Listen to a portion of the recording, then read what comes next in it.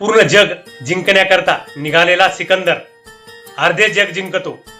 जेव्हा त्याचा मृत्यू जवळ येतो तेव्हा तो 3 इच्छा प्रकट करतो.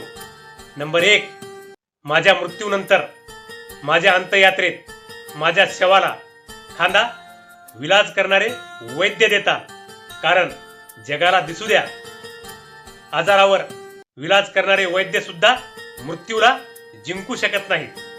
नंबर 2, माझ्या अंत्ययात्रेत रस्त्यामध्ये माझी धनदौलत टाकण्यात यावी.